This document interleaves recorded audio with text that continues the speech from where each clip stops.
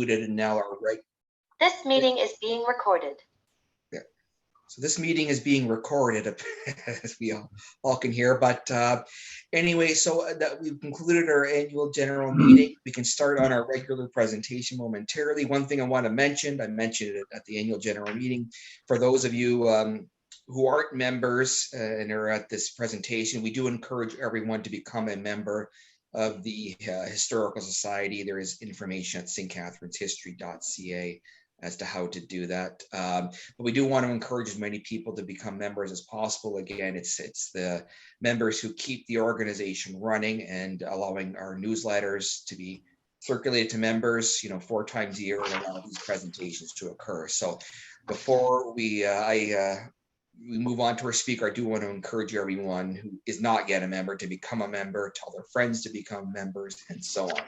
So on that basis, we can start with our presentation, and I will turn the floor over to Roger Bradshaw for introduction of our speaker.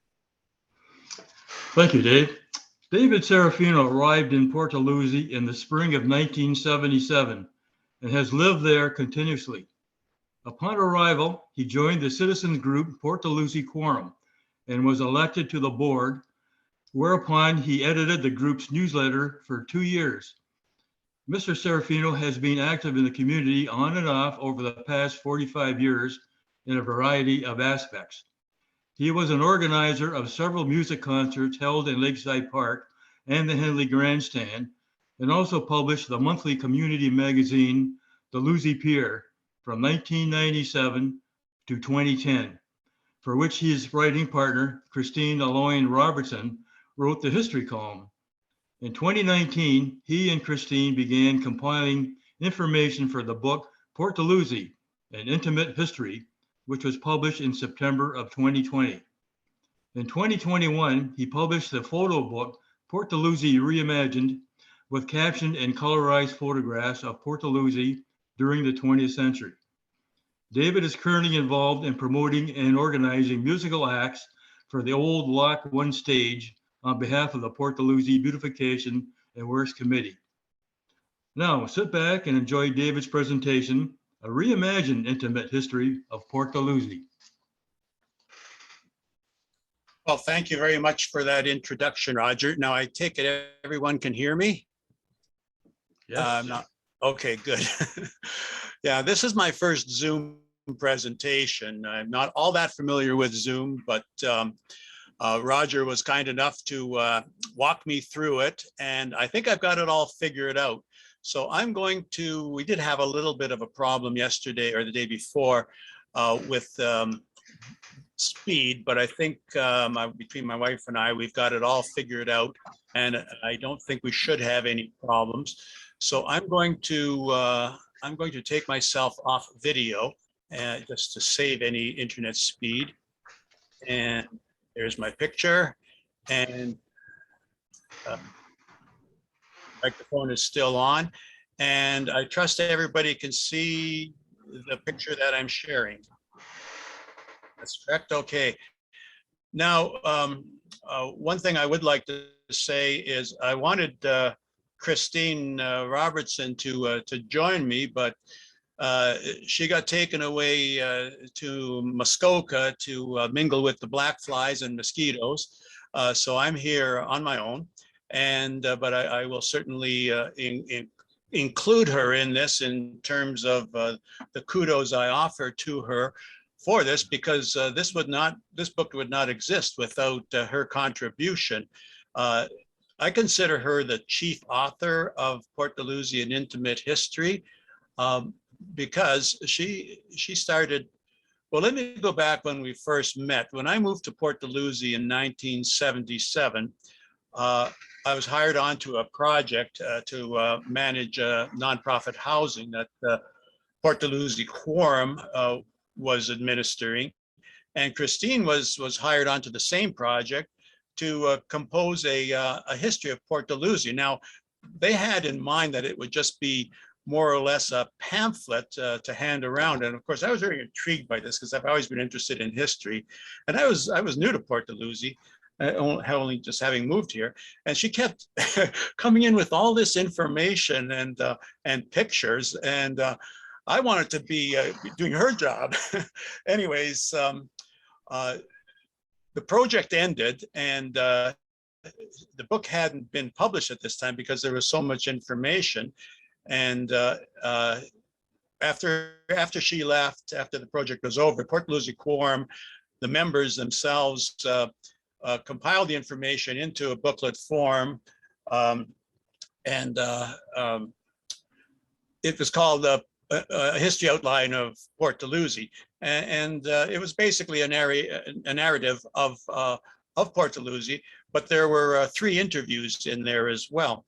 Now, fast forward to 1997, I decided to publish a magazine in Port Dalhousie called Dalhousie Peer magazine. It was a monthly publication, and I asked Christine if she would write a history column, and she thankfully agreed. And 150 issues later, in 2010, she had handed me on time every issue a column, which I printed. So we had all this information, and then we kind of let things go and went our separate ways. And then in 2019, I think it was, she asked me if I had any old files on what she had written from Dalhousie Peer magazine, and of course I don't throw anything out, so I did, and we decided that we'd bundle it together using material that she had written before, which was the narrative history from a history outline of Port Dalhousie, and also the columns, which were some narrative columns, and most of them were interviews. So we put it together, and I basically did all of the layout, and even though most of the writing is hers, I did contribute some of the writing and even one of the interviews, and did all of the layout and basically published the book. Now, we didn't always agree on everything.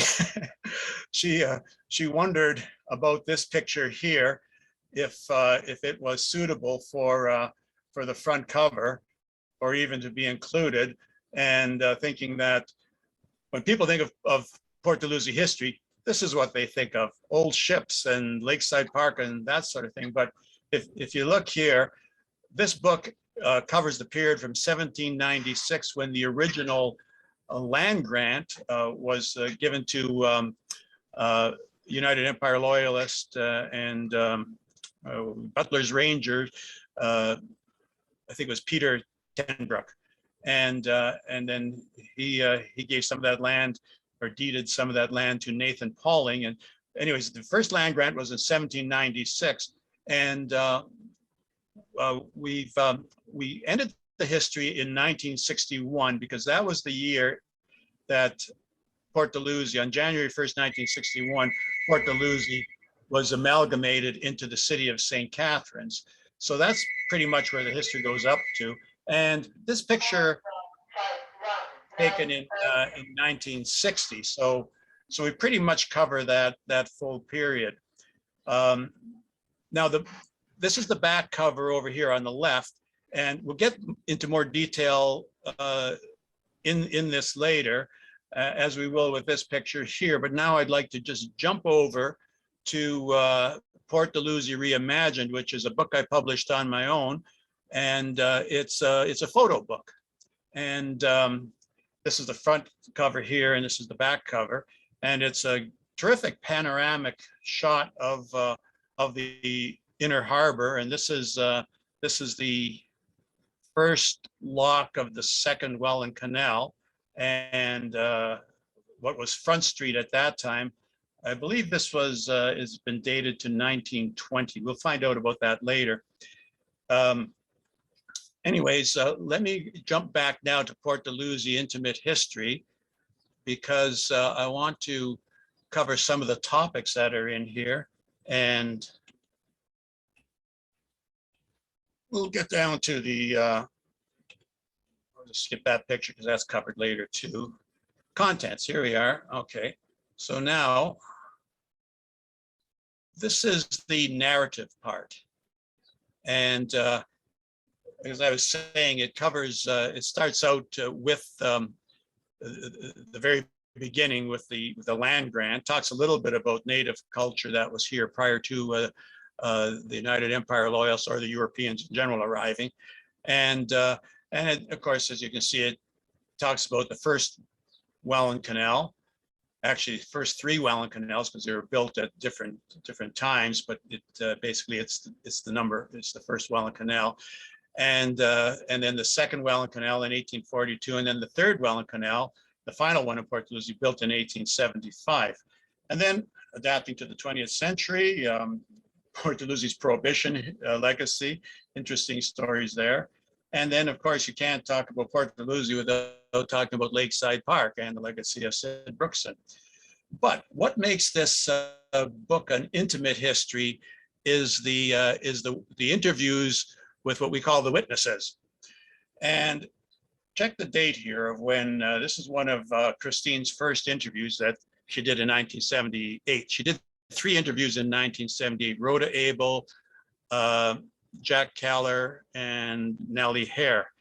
Now, Rhoda Abel was born in 1889, so quite thrilled to have her words in this book.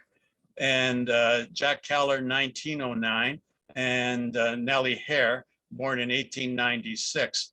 So to hear their words spoken now, 130 years later since they were born is amazing.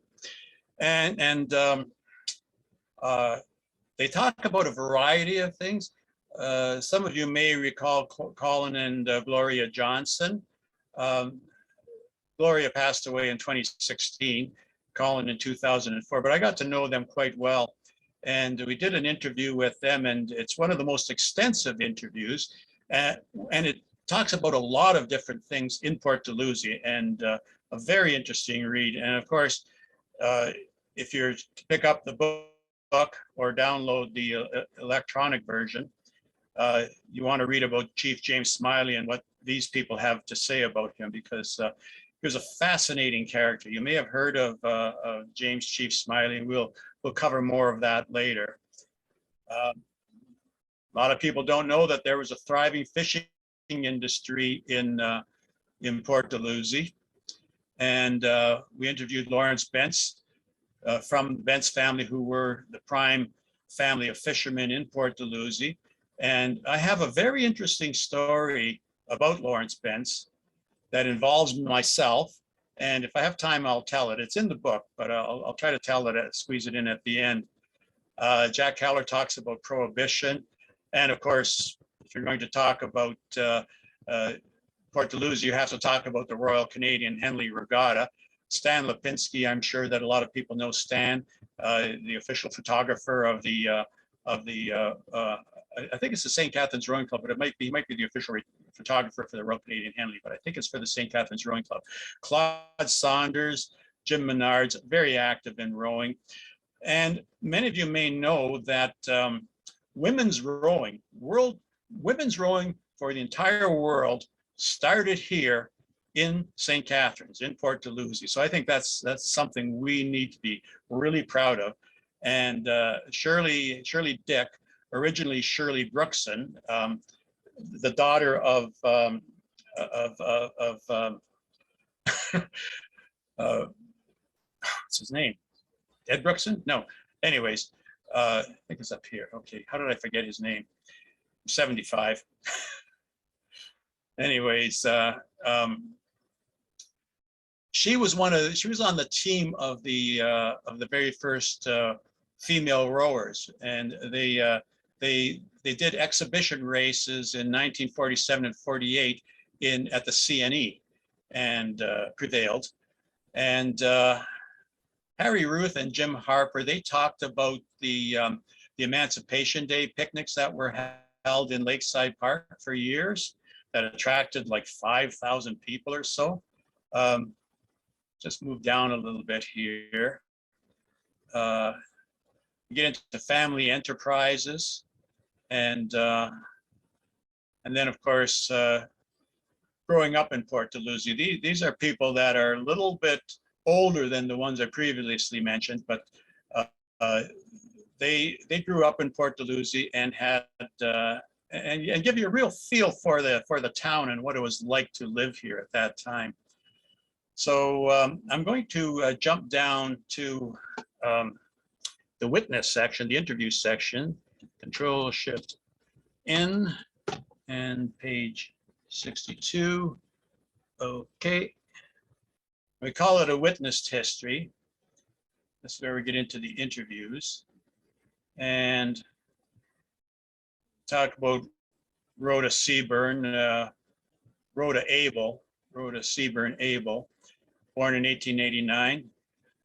Born and raised in Port Dalhousie, she and her family lived on a quarter acre of land where they grew potatoes, cabbage, turnips, carrots, and celery.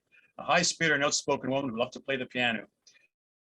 Interviewed by Christina in 1978. Nellie Hare, a sweet, soft-spoken lady. She lived at her home on the bank of the pond and regaled visitors with her girlhood tales as though they had happened just yesterday. She was a good friend of Chief Smiley and has much to say about him. Interviewed in 1978. I'm going to just skip Ethel for a bit. Jack Keller, as a boy, he roamed the streets of Port Dalhousie, going from one adventure to another. Having no place to go at night, he and his friends would visit Chief Smiley at his shanty and be a captive audience to his many tales. Interviewed in 1978. Now, Ethel Williamson, she was interviewed in 1998, born in 1907. Now, Ethel Williamson is the grandmother of Bruce Williamson, Port Dalhousie Councillor Bruce Williamson. And she authored 3 books and has had articles published in Good Housekeeping, Family Herald, Reminisce, Reader's Digest, and has been recently selected to be included in a Canadian anthology of writers on the Great Lakes. She was a stringer for the Standard and the Toronto Star and spent several years with her husband and their 2 boys tending the Port Weller Lighthouse. Very interesting stories. Sid Brookson, gee, how could I have forgotten his name? Sid Brookson, yes. He began working for the NSNT in 1923 and was appointed manager of Lakeside Park in 1932. A very interesting interview with him. I mentioned Lawrence Bentz, born in Port Dalhousie as the great grandson of the legendary 19th century local fisherman Dutch Pete Nath. He moved away in 1920 to Fish Lake, Superior, Nipigon, and other interior lakes. This vibrant and colorful 87-year-old returned in 1936 and offers unique insights into forgotten Port Dalhousie industry. Claude Saunders, very active in rowing, excellent stories. Vera Dudley, Vera and Joyce Dudley sisters that traveled to Port Dalhousie by streetcar to enjoy it. Jack Stunt played in the band as a teenager. He played tenor saxophone in a 7-piece orchestra on the cruise ship Northumberland. John Stevens, many of you might remember the Christmas tree lot on Main Street. Well, that was his. And Colin and Gloria Johnson, I mentioned them earlier, and they give an excellent recount of Port Dalhousie, in many aspects of Port Dalhousie. Let's see here. Ken Croft, very active in lacrosse, elected to the Canadian Lacrosse Hall of Fame. I don't have a date for his demise because this book was published before. Actually, I did have a date in here, but it was an error. It was published in error. He was still alive, but he passed away this past year. And there's Shirley Brookson, Shirley Brookson Dick. Shirley had the good fortune to be born into Lakeside Park, where her father, Sid Brookson, was first the manager and then the owner. She recounts her experiences as a young girl who spent her summers living in a cottage in the park. A vibrant and personal individual, she was part of the first ever women's rowing team and competed in an exhibition event at the CNE in 1948 and 1949.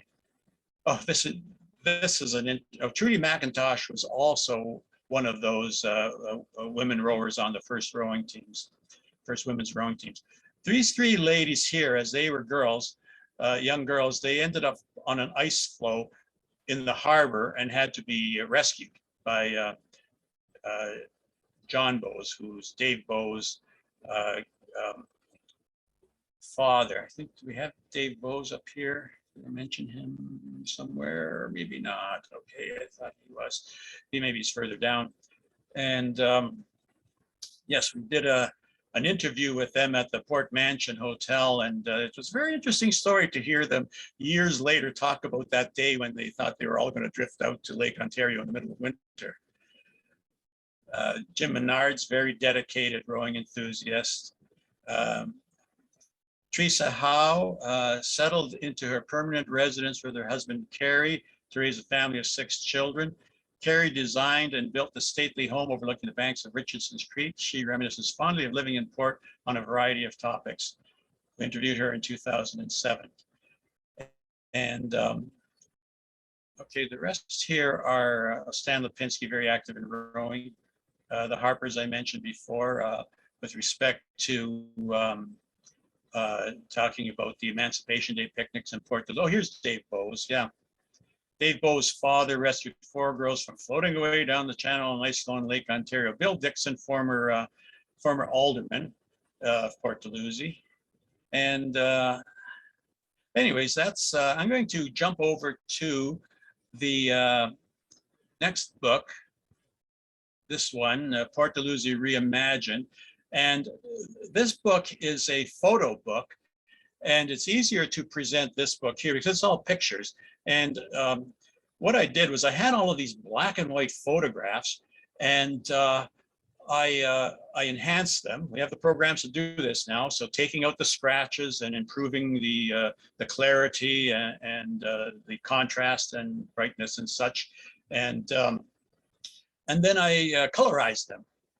Again, we have programs for that now. So this is Port Dalhousie Reimagined, and this is what, because it's colorized, black and white photos that have been colorized, that is the reimagined part. You can imagine what it looked like back then. Now the colors, the technology is good. This picture came out really well, but a lot of them didn't. The older the picture, it seemed, the more grainy the picture, the color rendering wasn't all that good, but it does give you a good idea, not necessarily an accurate idea, but a good idea of what Port Dalhousie might have looked like in color or to the naked eye in person back in the day, rather than just seeing it in black and white. Now this picture here, this is an excellent shot, an overview of, an aerial view of the east part of the old town, but dominated by the Muir dry docks. Now, I'll let you look at the pictures and I'll just read the captions, and then I might ad lib a little bit, but that way you can study the picture while I read the captions. And this says, circa 1940s. This view includes the east end of the residential district and some of Lakeside Park, but it is dominated by the dry dock functioning at capacity. Since the dry dock was sold and phased out in the early 1950s, and judging by the size of the ships as well as the final stage of the buildings, the period is likely 30s or 40s. And if you get a magnifying glass out and you look at some of these vehicles, you'll see they look like they're 1930s vehicles. Not everybody drove new cars. So probably, I guess this is the 40s, could even be the 50s, but not likely. It's functioning. It's still a functioning dry dock, so probably the 40s. This is a nice shot here. Again, an aerial view, circa 1920s, showing both the first locks of the second and third canal. Here's lock 1 of the second canal and lock 1 of the third canal. And this is the Maple Leaf Rubber Factory. These things don't really help date the photograph, but what does is the grandstand out here, the Henley grandstand. Now, as you know, the grandstand is over here now. Here's where it was. This existed in 1931. I think it was built in 1903. And it's facing the same way as the existing grandstand, facing to the left here. So the old rowing course came down here. It ended down this way. This would have been the finish line right in front of the Maple Leaf Rubber Factory. And it was blown over in a windstorm in 1931. So that pretty much dates this as prior to 1931 and after it was built. And do I say where it was built here? No, I don't. Okay, but that will come up somewhere. I think it was around just after the rowing course was open. The rowing course was built in 1901. And I think the grandstand was built in 1902 or 1903. So we'll learn more about that later. This picture is a little bit, it was taken a little bit later, and I'd say circa 1950s. This photograph of Lakeside Park offers a few clues to its era, and though it looked this way for decades before closing in 1970. The DYC clubhouse across the channel was built in 1950, so this is at least 1950. The restaurant top left was torn down in 1960, so this photograph was taken sometime between 1950 and 1960. And the cars are from the 50s. Note the sand piles over here. I don't know if anybody remembers those, but I believe they came from dredging the canal. They were here when I moved here in 77, so, and they disappeared, I think, in the 80s. Now, this picture here has been dated as 1971, and this is the Miller Garage. It was here when I moved here in 1977, but this building wasn't. I believe this is the building that housed the lock gates originally.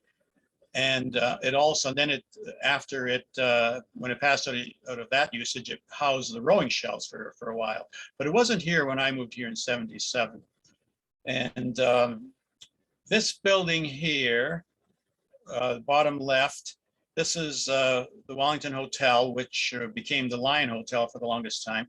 But what dates this picture is the bank building. Now, I remember it as the CIBC Bank, and at this time it was the Sterling Bank. And it was built in 1907, and then it was sold in 1924. And it may also be prior to Prohibition in 1918, or this is just an old sign that they forgot to paint over. This building here in the upper right, these are people, spectators looking up the rowing course near the finish line. This is the old rowing course that ended a little bit further to the south, and near the Muir Dry Dock building, or sorry, near the Maple Leaf Rubber Factory, and the raceway that still exists.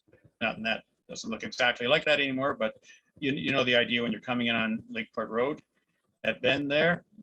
So this, judging by the, there's some pork pie hats in here, I think. What do I say about this? Oh, judging by the hats and the cars, yeah, that this would be 1930s, judging by the hats and the cars. And this one is a much later photograph of the Austin Hotel, which later became the Lakeside Hotel, and then my cottage more recently, and now it's vacant. That was this I think is 1970. This is probably the oldest picture that's in this book.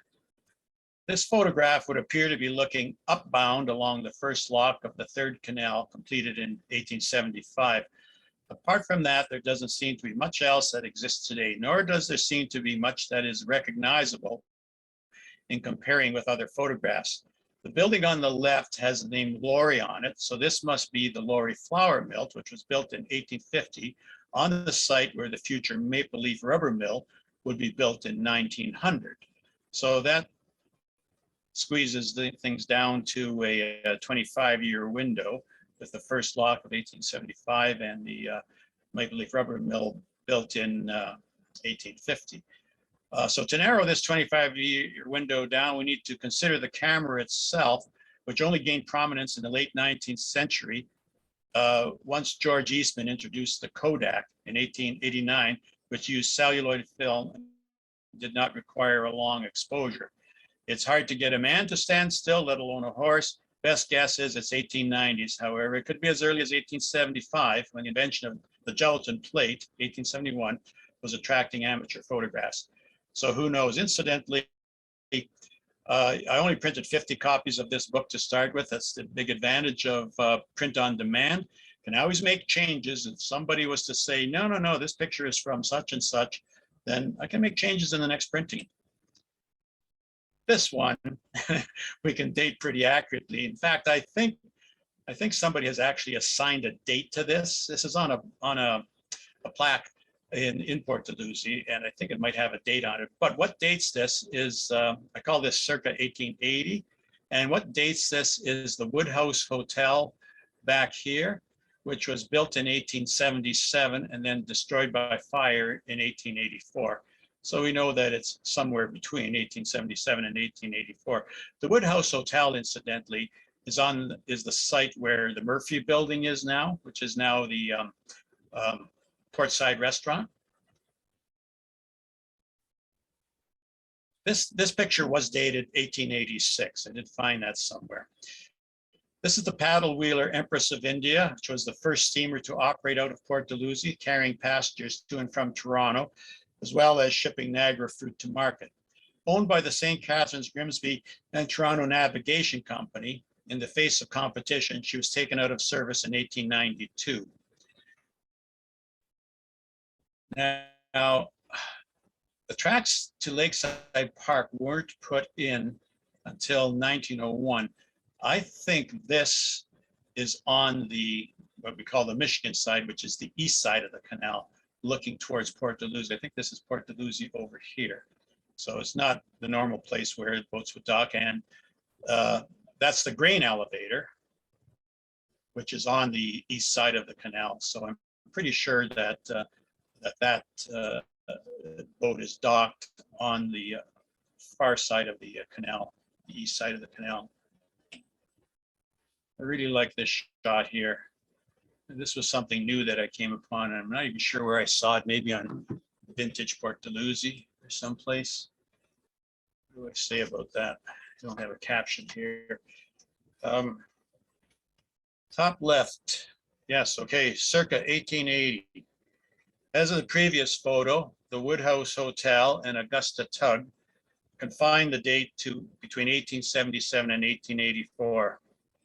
Bottom left is the Wellington Hotel, circa 1910. I don't know how I arrived at that. Maybe it had a date on it. And bottom right, as a best guess, is 1920. The lighthouse that's there now was built in 1898, and this looks like that lighthouse. So I would guess it's at that time. This is an interesting shot. These are the tracks that are going into Lakeside Park. So this is circa 1920. The NS&T Railroad installed the tracks down Main Street to the west side of the harbor in 1901 and began developing Lakeside Park the following year. The time period here would appear to be a few years later, since the park cars can be dated as being from the 1920s. I think I'm correct on that. So it might even be later. And this building here is the old jail. So we're proud to have the oldest of the small jails in Canada. It's not the smallest, but it is the oldest. And it's existed on this site ever since it was built, and built in 1845. And that's it there.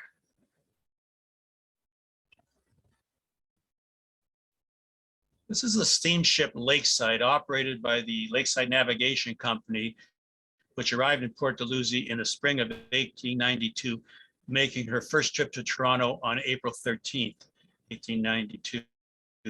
She was joined the entire time by the paddle wheeler Garden City, from 1893 to 1916, and for a short period by the steamer Lincoln, 1899 to 1901. In 1911, she was replaced by the SS Dalhousie City, which was here from 1911 to 1950. And Dalhousie City was the last ship of that era to carry passengers to and from Toronto. We'll see more about that in a while. This is a grainy shot, but circa 1920, this picture marks a period where sail was giving way to steam. Ships' masts still line the harbor, but now so do smokestacks. Wooden hulls are giving way to iron hulls. The clothing gives a few clues to the era.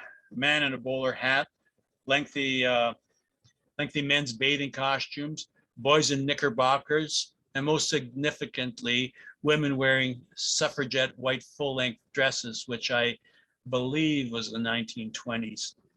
The view is from the vantage of the West Pier, looking out to Lake Ontario and across to the Inner Range lighthouse, which is right there.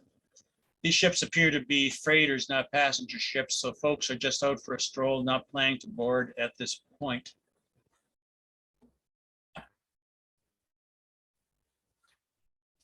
Now, that's the paddle wheeler Lakeside. And okay, circa 1920s, passengers are boarding the Garden City after arriving by railway cars. So those are the coal chutes, I believe. Pretty sure that's what they are, coal chutes. And this is the front cover, wide view of the inner harbor. Lovely shot. Really like that. It's my favorite. That's why it's on the front cover. Okay, and this is circa 1910.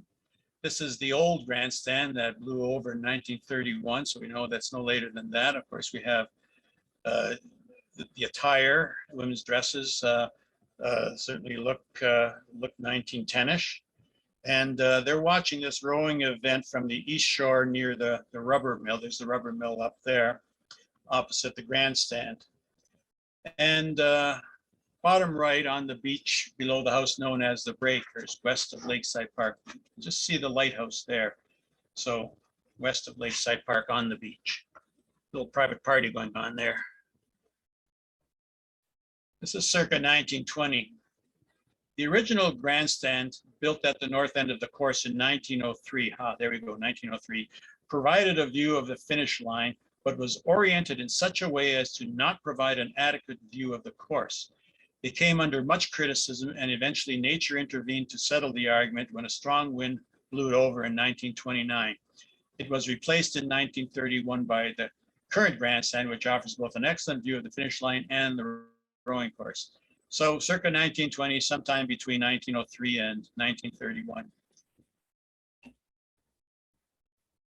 And this is the grandstand oriented parallel to the rowing course, forcing viewers to look over the heads of other people to see the rowing shells approaching. And at the bottom here, circa 1910s, similar to the original grandstand, the original Henley Clubhouse was also built in 1903 to be ready for the first Royal Canadian Henley Regatta to be held on Martindale Pond that same year. The location of this clubhouse was at the southern end of the course on the bank below Martindale Road near the starting line.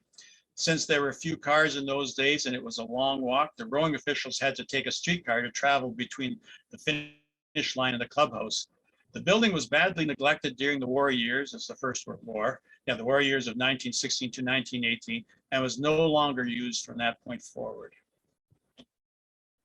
Now, I included this picture here because this is the first house I lived in when I moved to Port Dalhousie.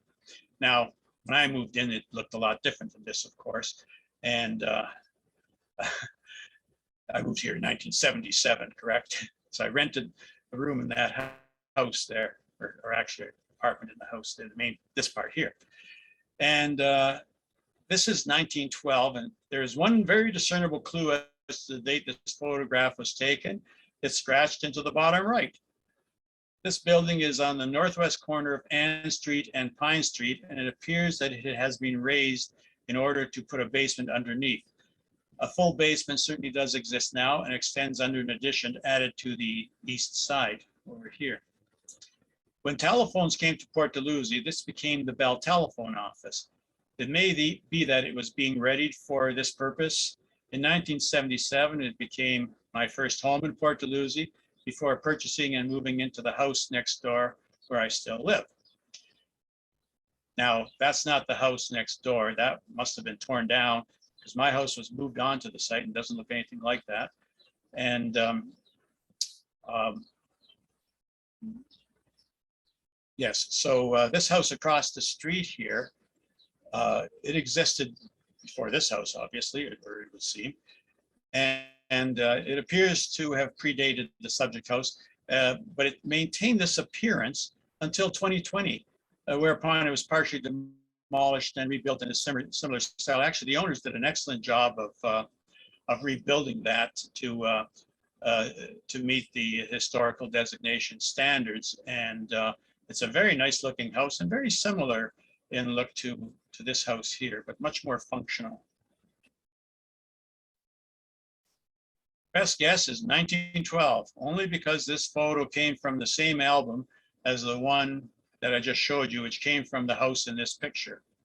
Blanche and Marion Scott, daughters of Port Dalhousie merchant Frank Scott, who operated Scott and Murphy Chandlery, and then Scott's Grocery, lived here their entire adult lives. Marion provided the photos.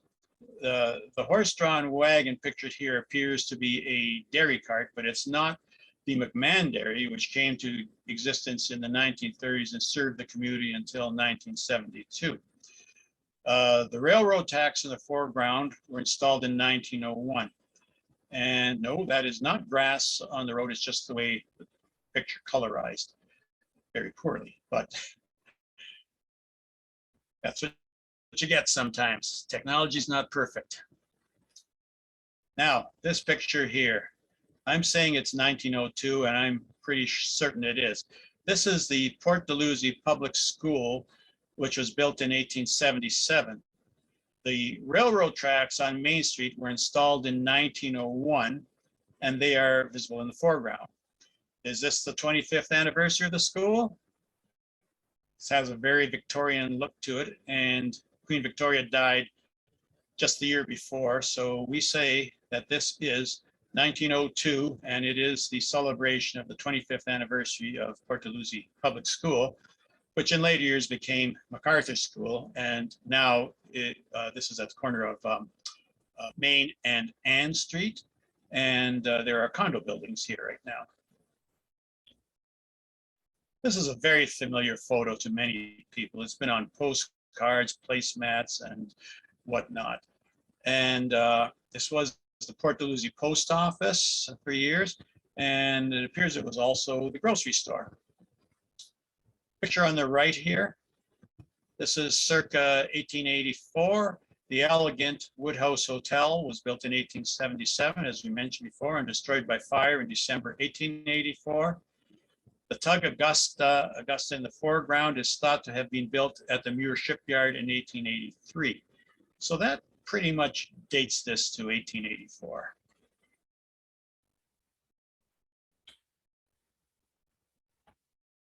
This house is referred to as the Breakers. This house had been the most prominent and elaborate in Port Dalhousie throughout its existence during the 20th century, only eclipsed recently in the new millennium. Though built in 1899, the boy with the knickerbockers implies that the photograph was taken in the 1920s. I think that's when they wore knickerbockers. The property was owned by the Muir family, who likely acquired it from Nathan Pauling, and they sold the property to Josephine Foote, who was the wife of R.F. Foote, the general manager of the Maple Leaf Rubber Factory. They built the house and lived in it until 1924. It was then purchased by William Garrow, whose wife operated it as a guest house and also taught piano. It was they who gave it the name The Breakers, borrowing from that more famous and expansive Newport mansion owned by the Vanderbilts, in spite of having no resemblance whatsoever. but it's all relative, and on windy days, the waves do break on the Lake Ontario shore just below. I'm going to say circa 1920 again. The car should be a the car should be a dead giveaway as to the date of this photograph, but that would take some research or profound knowledge of vintage cars, which I don't have.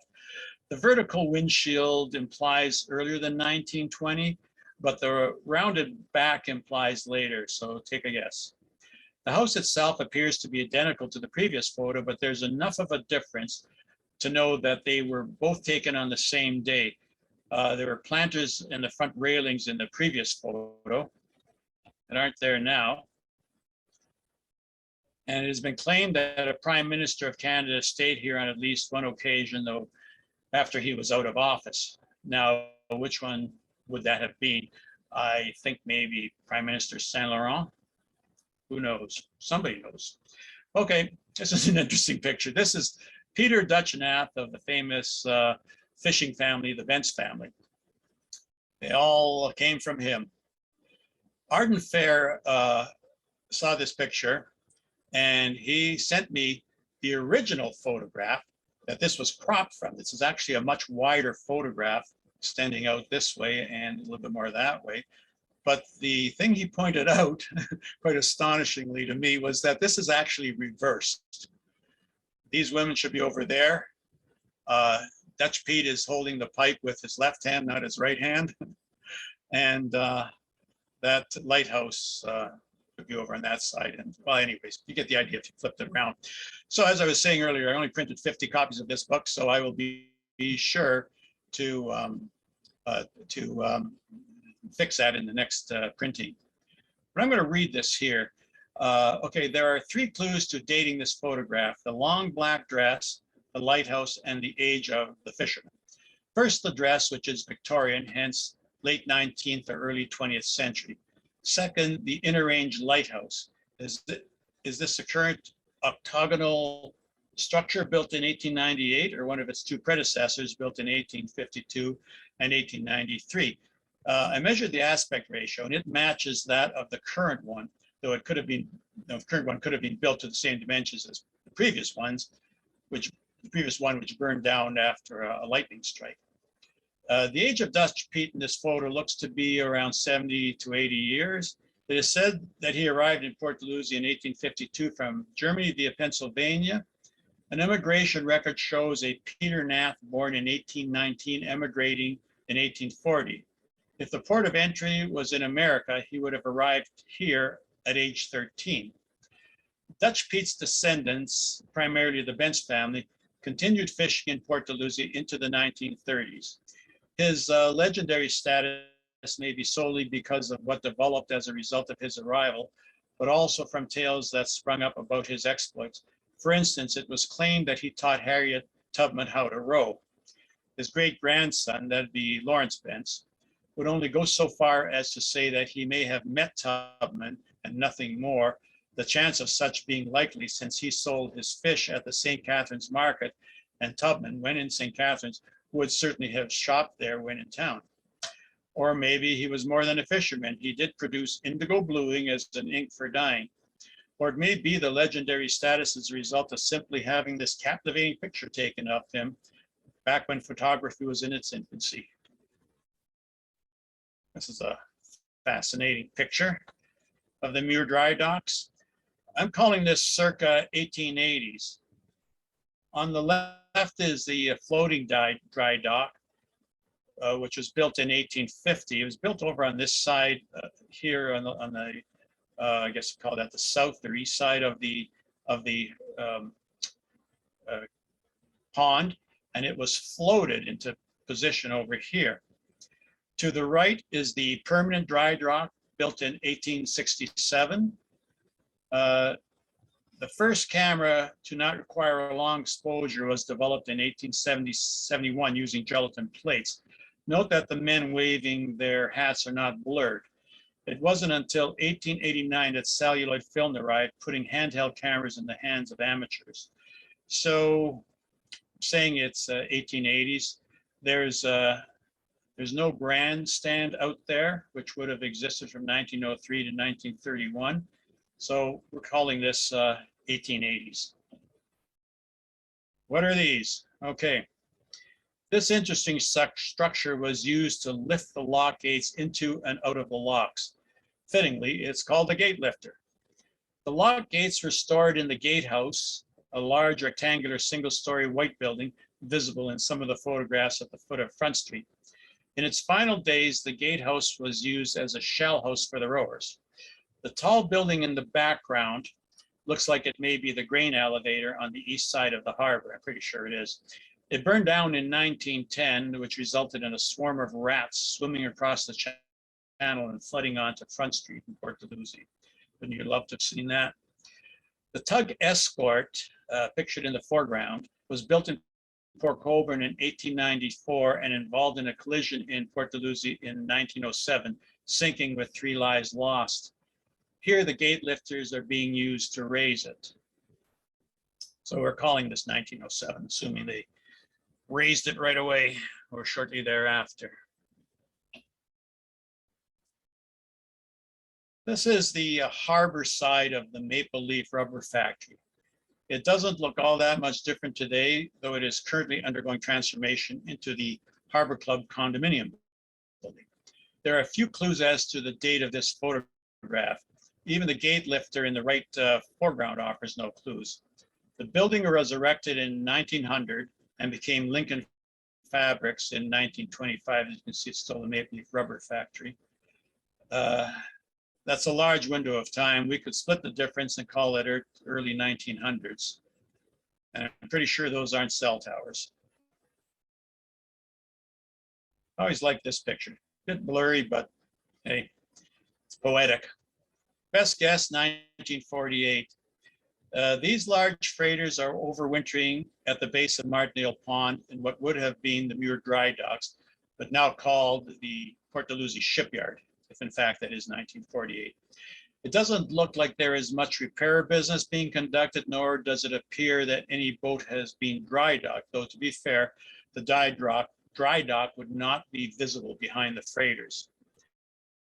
The Muir Dry Docks ceased to exist in 1946 when it was sold and the name changed to Port Dalhousie Shipyard. It was sold again in 1953 to Port Weller Dry Dock, and it could be assumed that all salvageable materials and equipment was moved to that facility near Lock 1 of the 4th Welland Canal out in Port Weller.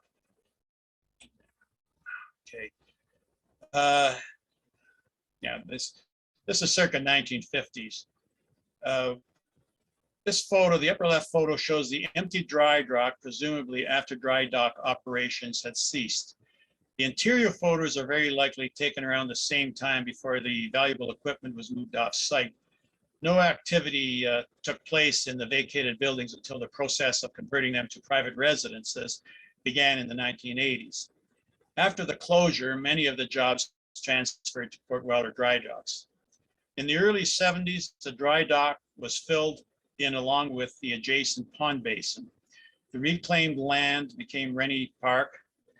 Clockwise from top right is the furnace room, the punch shop, and the machine shop. I guess I had the opportunity to visit that. Well, it wouldn't have been like that. The equipment would have been gone, but I never did get inside that building. Okay, this I'm going to guess that this is 1930s. The canopied buildings over here are the McGrath and Union hotels. They were combined into a single hotel in 1936. That would be the Port Hotel, but they appear to be separate in this photo. The SS Northumberland is navigating the harbor, and it arrived in Port Dalhousie in 1920 and stayed until 1949. So we're calling this 1930s. The steamers. Okay, it's an interesting section. The two ships pictured here are the sister ships, SS Dalhousie City, left, and the SS Northumberland. Claims have been made that this is the day that the Northumberland caught fire and burned, but she was moored when that happened, and here she appears to be arriving. Not only that, but the smoke appears to be coming from the stack.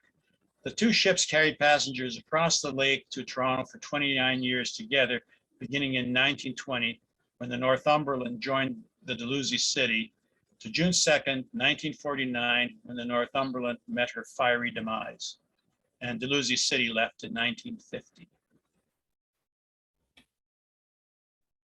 This would be, go back a little bit now, circa 1910. The main clue as to the era are those ubiquitous white full-length dresses and parasols. This photograph has been cited as being the maiden voyage of Dalhousie City, which, if true, would set the exact date as August 21st, 1911. Dalhousie City was built in Collingwood, Ontario, and launched on June 24th, 1911.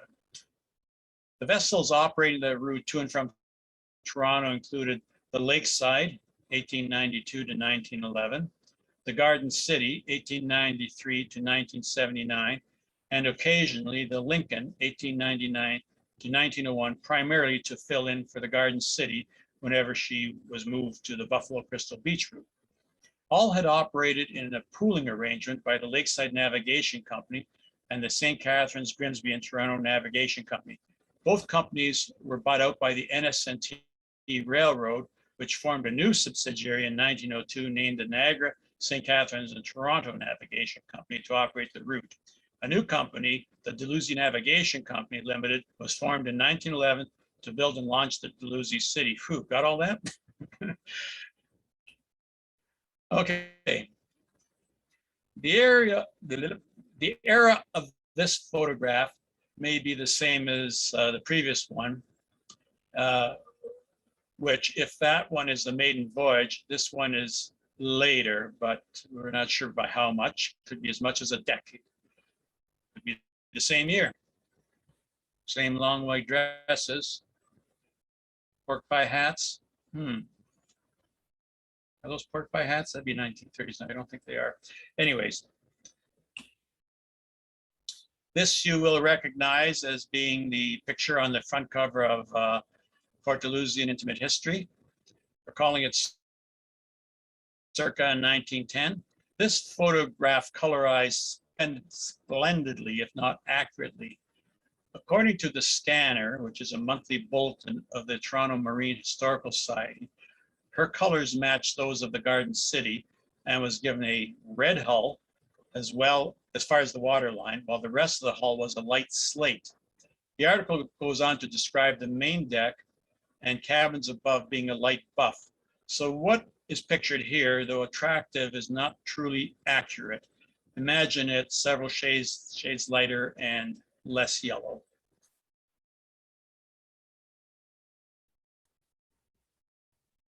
And this is Dalhousie City again, circa 1920s.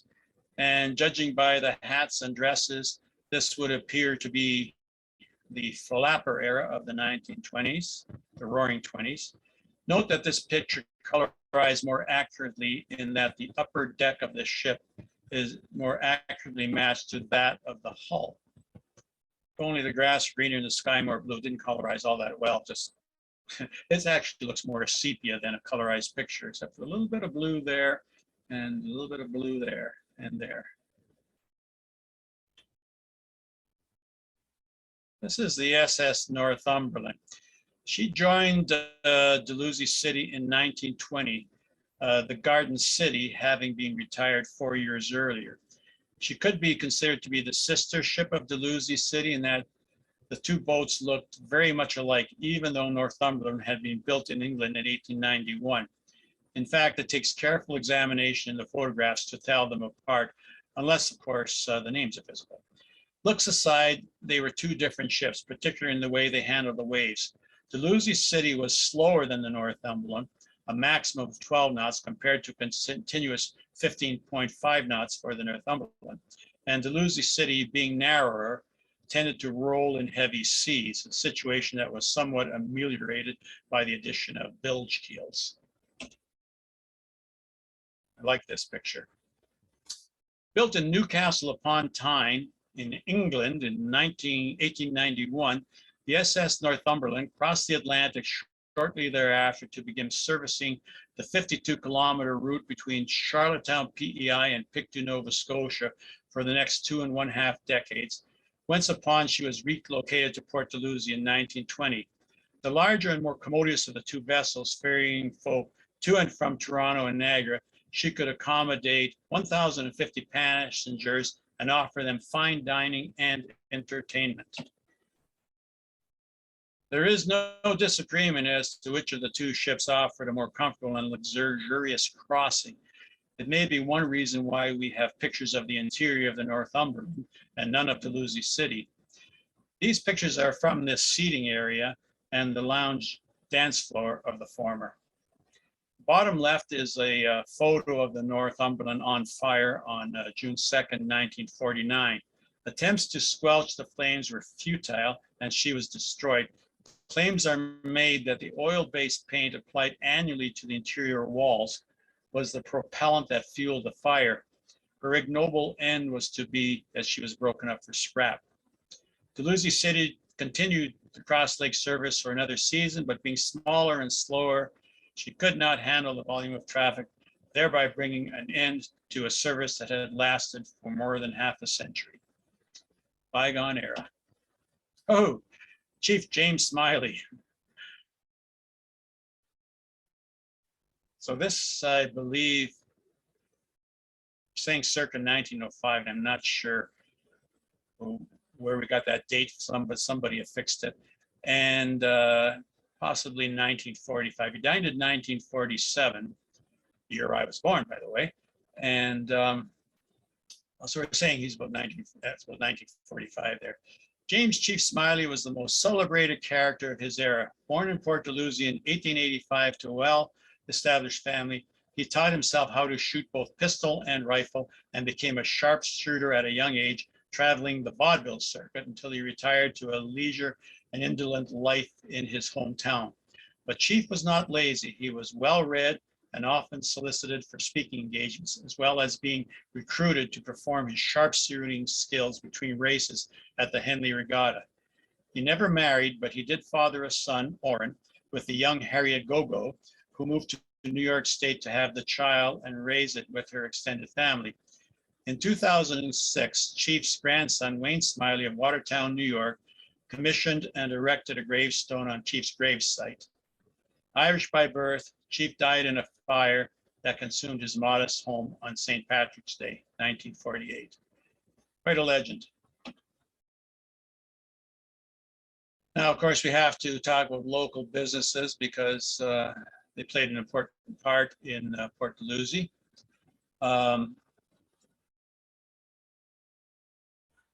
This is Robert Douglas here of the Port Dalhousie Bakery.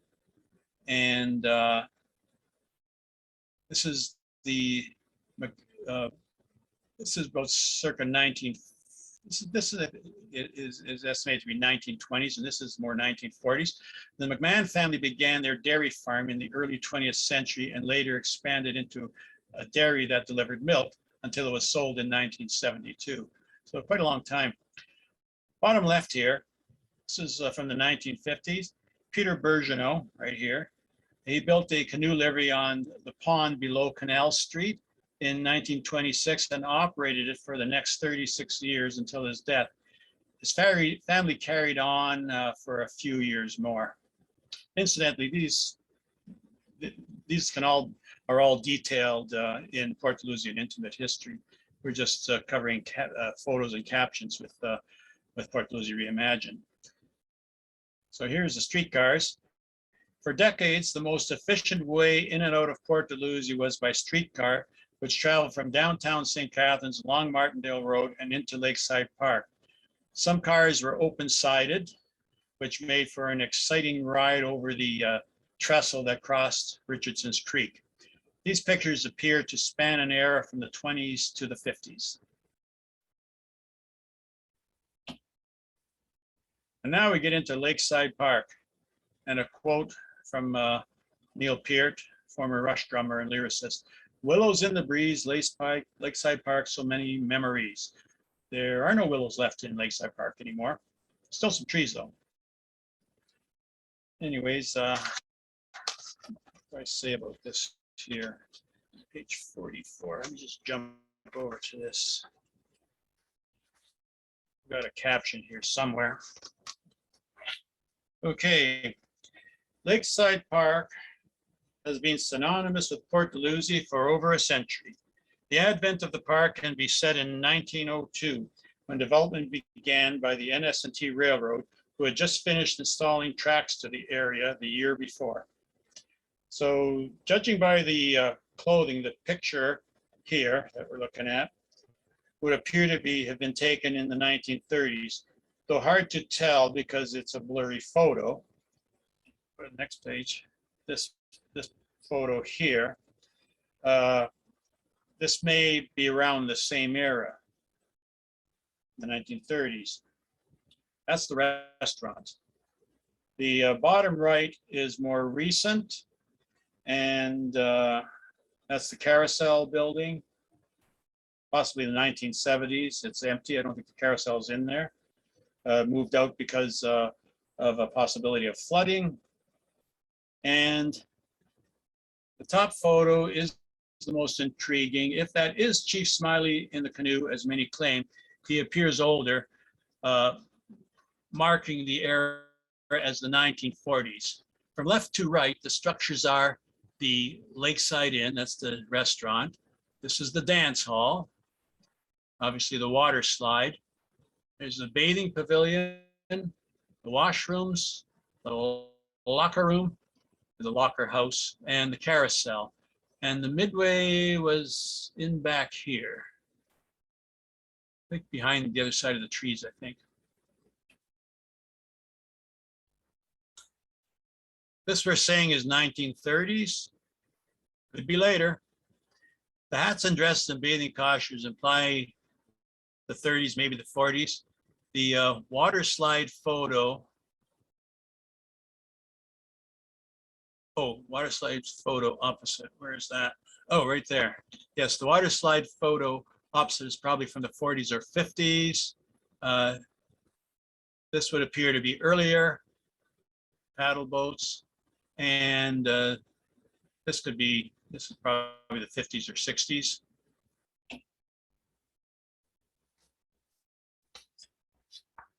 Now, we know the exact date of this picture in the upper left here.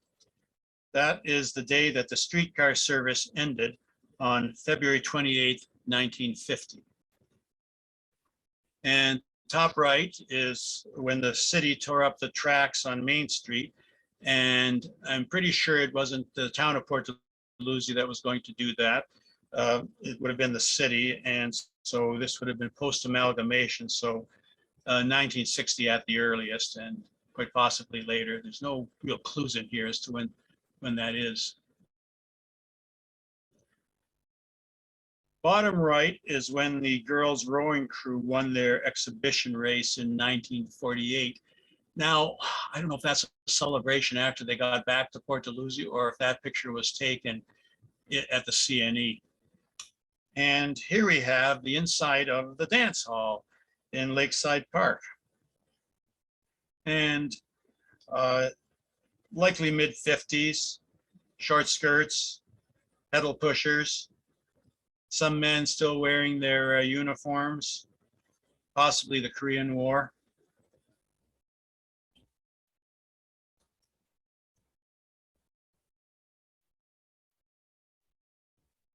Okay, this picture in the top right here, Port Hotel, and judging by the tail fins, or maybe I should say lack of tail fins, but the rear end of the cars, this looks like it's the 50s, and that might be a 1951 Chevy. And bottom right, this would be the 50s, going by the newest cars in the parking lot in Lakeside Park. And bottom left, this picture I really like, and it colorized really well. This is when the boys built this palm tree out of a telephone pole, burlap, an oil can and reeds, and invited Bev to join them. This was the summer of 1960. So we're getting to the end here. And this picture, this is dated early 50s. And you can see DYC right here. It says DYC right on it.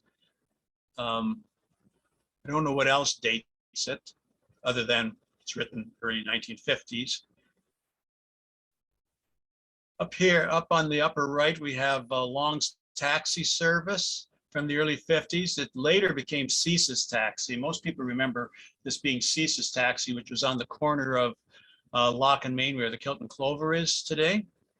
And the bottom left here is the interior of Scott's Grocery on the west side of Lock Street.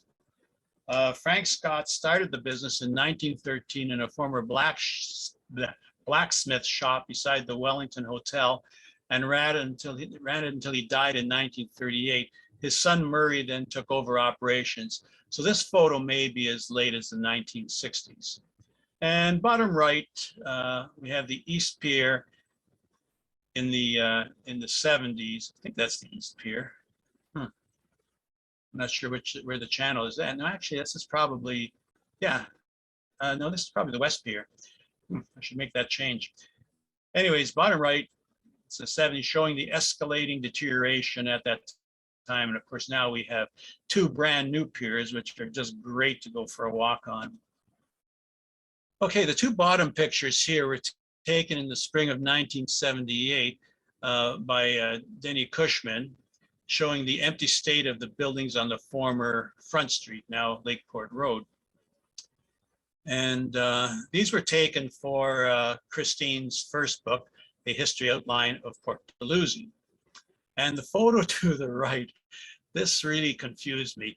I found it on a placemat, a restaurant placemat. And then I finally figured it out. And this would have been taken in the late 60s after the Muir dry dock was vacated. Although the view here is the lower basin of Martindale Pond, looking toward the Henley grandstand, and the vacated Muir buildings over here. There's the Dalhousie House right there. The what remains of the dry dock, if anything, would be to the left. The site was turned into a landfill in the early 70s, which gave us Rennie Park. So this would be Rennie Park. And of course, that road was probably there to facilitate the landfill operation, because it wasn't there when I arrived in 1977. And that's it. Oh, that's a picture I took in November 1st, 1999. Hardly historic. Anyways, that pretty much finishes my my presentation. And oh my God, we went late, didn't we? So I guess I should probably end this. And if there's any questions, you can ask them. I can always, if you know which picture you want to ask a question, but I can always go back, or we could just say, thank you very much for your indulgence. And so be it. So John, anybody, what should I do? Yeah, first I'll just see if there's any questions or comments. One obvious question from me is where can we buy the book? Now that is a great question. and I gather that not only can we buy a paper copy, but you also talked about electronic copies being available. Yes, yes. And first off, you can buy Port Dalhousie, An Intimate History, and Port Dalhousie Reimagined, both of those books, or either of those books, at the Thistle Bookstore in the plaza in Port Dalhousie, 50 Lakeport Road. It's right beside Tribe Restaurant. You know, what used to be the Tim Hortons Plaza. The Tim Hortons isn't there anymore. Right. So that plaza, it's right. It's Thistle Bookstore. It's a beautiful bookstore, nice little bookstore. We're worth visiting. Anyways, you can buy both books there. You can also buy Port Dalhousie Intimate History at Forget Me Not Gifts. on Lakeshore Road in the Lakeshore Plaza. You can buy it at Avondale on Main Street, 309 Main, I think, far end of Main Street in Port Dalhousie. And now they have them at Regatta Sport as well. Now, if you have pen and paper handy, I'll tell you where you can get the electronic version. And it's handy to have the electronic version for the intimate history, because if you want to look up something specific, you can do a search and zap, you're right there. Whereas if you wanted to do it with the print version, you got to flip through the pages to try to find things. So the intimate history can be found, and both books can be found at lulu.com. That's LULU.com. So LULU.com. And then it'll take you right to the lulu.com site. And then you just do a search on Port Dalhousie, and you can download the electronic version. I think it's $9.99 for Port Dalhousie Intimate History. Now, if you want a free version, free electronic version, good for 2 days only, write this down. This is at smashwords.com. And if you go to smashwords.com, there is a coupon, and I'll give you the coupon code for the 100% discount. It's V as in Victor, Z as in Zorro, 5, 4, G as in Grand. So what you'd have to do is you'd have to actually buy the book as if you're going to buy it, and then you type in the code and it gives you the 100% discount. So you could get the, and this coupon is only good for today and tomorrow, so don't hesitate. Port Dalhousie Reimagined, it's also on Smashwords, but it's on Smashwords for free at any time. So you can go and get the electronic version of Port Dalhousie Reimagined at any time. Okay, all right, thank you for that. Okay. And thank you all for your indulgence. Sorry I went so long, but I get carried away. I was worried about that. No, thank you. And I'm just checking any other questions. I can't see the faces, but I can check and see if anyone has their virtual hand up. I don't see any now. So, oh, Gail.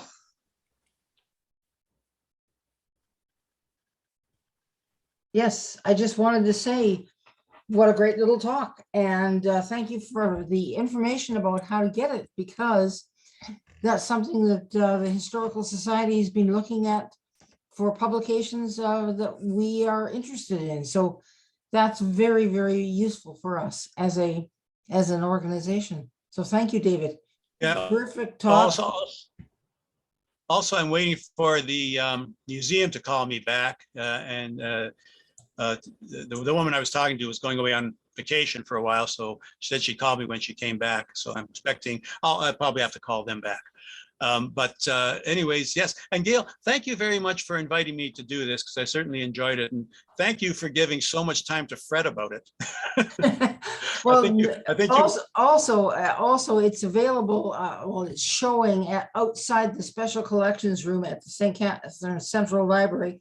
Unfortunately, the room itself is closed now for any use, but your book is there being promoted. So thank you, David. Okay, wonderful. Well, thank you all. Thank Okay, you. I'll just say goodbye then.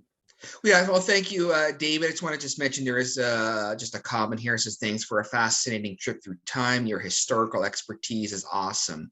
So that's probably a good way to close it on a high note. But David, I want to thank you for your presentation. As was said, is very thorough. And my question was the same question Dennis asked, where can we get the book? So thank you for answering that, and thank you for your presentation. And I know for myself, I will be checking out some of those copies shortly. So once again, thanks for the presentation, and for everyone else, our last meeting of the session will be this session will be in June, and then we'll take 2 months off and be back in September. So I will see everyone the 4th Thursday in June. Okay, thank you and bye now. Okay, bye now.